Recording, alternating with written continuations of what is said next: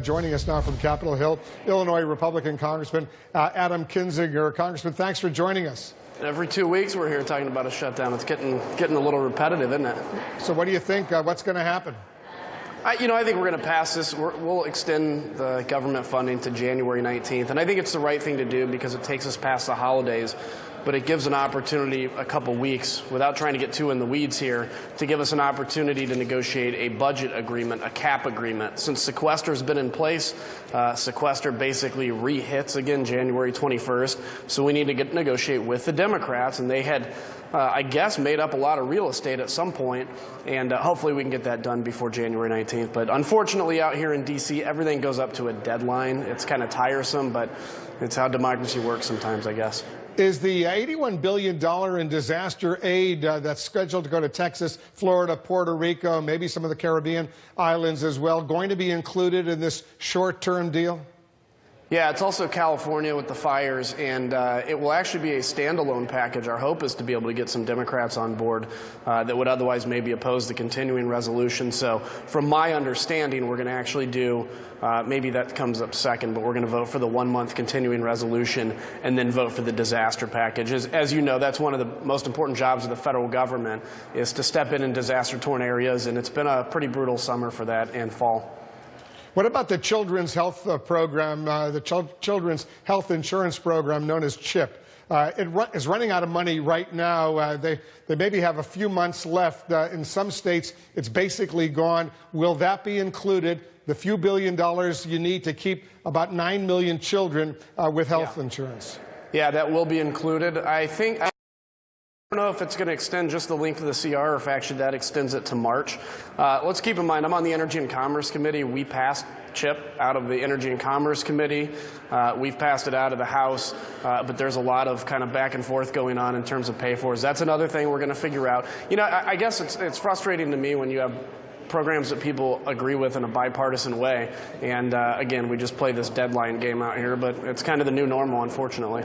What about the dreamers, the 900,000, 800,000, 700,000? You get different numbers. Children who were brought here illegally by their parents but have grown up here in the United States, the DACA program, as it's called. What's going to happen to them?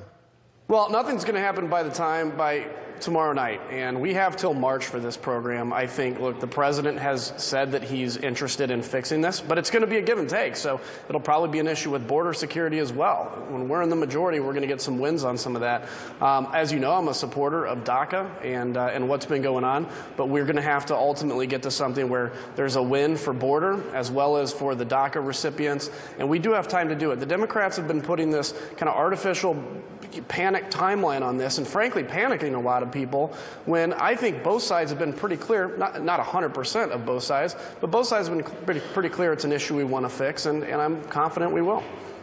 I know you're on the House Foreign Affairs Committee. I want to talk about North Korea for a moment. Another North Korean soldier apparently ran across the demilitarized zone to South Korea. The second time in a couple of months this has happened. It's pretty extraordinary right now, as you know, tensions, nuclear tensions at a really high level. What is your analysis right now, who has studied this very closely?